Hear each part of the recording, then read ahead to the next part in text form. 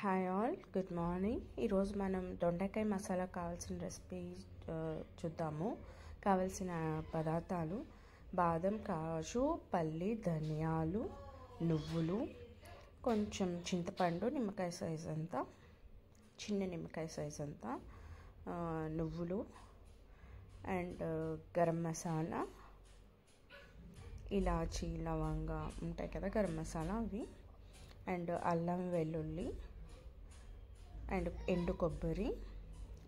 లాస్ట్లో మనకి కసూరి మేతి అవసరం ఉంటుంది, డ్రై మేతి. దొండకాయలు బాగా కడుక్కొనేసి గుత్తి వంకాయకి మనం ఎలా అయితే కట్ చేసుకుంటామో సేమ్ అలాగే దొండకాయలు కూడా మనం కట్ చేసుకోవాలండి. ఇప్పుడు బాండి పెట్టుకొని ఏవైతే చూపించానో ఆ ఇంగ్రీడియంట్స్ అన్ని డ్రై రోస్ట్ చేసుకోవాలండి. పల్లీలు, బాదము అవన్నీ వేసేసుకొని కొంచెం దోరగా వేయించుకోవాలి.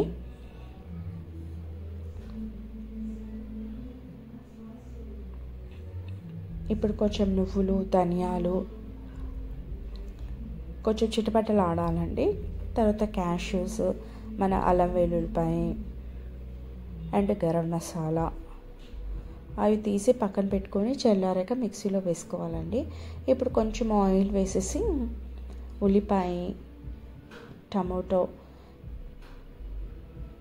అండ్ పచ్చిమిర్చి, కొత్తిమీర వేసేసి ఇది కొంచెం వేగాక సేమ్ అదే డ్రై రోట్స్ ఏదైతే చేసుకున్నామో అదే దాంట్లోకి ఇది కూడా వేసేయాలండి.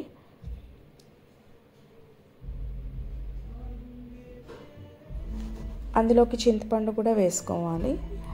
అది వేసాక కొంచెం ఆయిల్ వేసేసి ఏదైతే దొండకాయ కట్ చేసుకున్నామో అవి కొంచెం పచ్చి స్మెల్ పోయే వరకు కళాయిలో కొంచెం ఆయిల్ వేసేసి వేపుకోవాలండి. కొంచెం మగ్గించాలి, ఒక 5 minutes మగ్గిస్తే దొండకాయ సాఫ్ట్ అవుతుంది. ఇది గ్రైండ్ చేసుకుంది పేస్ట్ ఇలా థిక్నెస్ రావాలండి. ఈ థిక్నెస్ వస్తే కొంచెం రిచ్గా ఉంటుంది కర్రీ ఏదైనా సరే. ప్లేట్ పెట్టుకుంటే మనకు తొందరగా మగ్గుతుంది. దొండకాయ కొంచెం గట్టిగా ఉంటుంది కదా, సాఫ్ట్ అవుతుంది.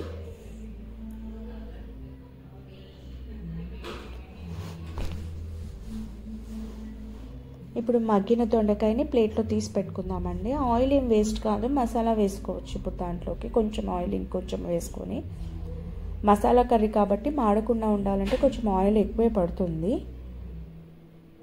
ఇప్పుడు పోపు వేసుకుందామండి. కొంచెం ఆవాలు, జీలకర్ర, పచ్చిమిర్చి, కరివేపాకు, ఆనియన్, ఇది కొంచెం సాల్ట్ వేసుకొని గోల్డెన్ బ్రౌన్ వచ్చే వరకు వేపుకోవాలి. తర్వాత ఆ పేస్ట్ వేసుకోవాలండి, ఏదైతే రుబ్బుకున్నామో మనము.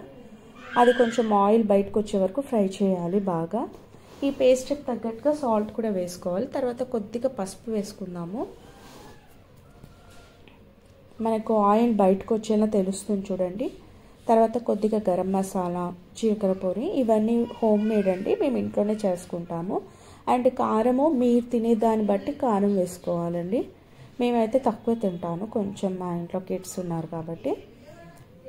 చూడండి, ఇవన్నీ వేయగానే మనకి ఆ గ్రేవీ అనేది చాలా రిచ్గా వచ్చింది, ఆయిల్ కూడా బయటకు వచ్చింది. ఈ స్టేజ్లో మనం దొండకాయలన్నీ వేయాలి. ఫస్ట్ వాటర్ వేయకూడదు. ఆ గట్టిగా ఉన్న గ్రేవీలోనే మనకి దొండకాయలో బాగా గ్రేవీ పట్టేస్తుంది ఆ మసాలా అంతా. ఇప్పుడు కొంచెం మీరు తినే పలచదాన్ని బట్టి వాటర్ వేసుకోవాలి గ్రేవీ కోసం.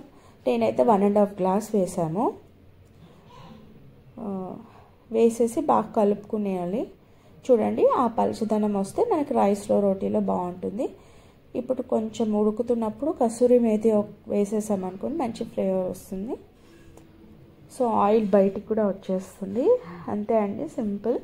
చూడండి, దొండకాయ మనకు అలా ప్రెస్ చేస్తే అలా సాఫ్ట్గా రావాలి, అప్పుడు అది ఉడికినట్టు తెలుస్తుంది. అయిపోయిందండి. మీరు ట్రై చేసి నాకు చెప్పండి కామెంట్స్లో. Thank you all.